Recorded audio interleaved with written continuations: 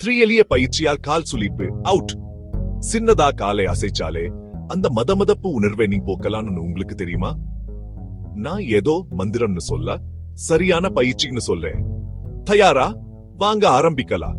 நான் தினேஷ், பிசியோதெரபிஸ்ட். கால் மதமதப்ப குறைக்க 3 சுலபமான பயிற்சிகளை பற்றி சொல்லேன். உட்கார்ந்து ஒரு காலை தூக்கி கணுக்கால ஒவ்வொரு திசையிலும் சம்முறை சுழற்றுங்க. மெதுவா கட்டுக்கோப்பா செய்யுங்க. இரத்த ஓட்டத்தை உணருங்க. கால விரல்களை நல்லா சுருட்டி 2 வினாடிகள் பிடிச்சுக்கோங்க. அப்புறம் நன்றா விருங்க. இத முறை செய்யுங்க. இது நரம்புகளை தூண்டும். ஒரு துண்ட தரையில போட்டு கால விரல்களா அதை உங்க பக்கமா பாட்டு செம்முறையிடுங்க. கொஞ்சம் எதிர்ப்பு சக்தியை கொடுங்க.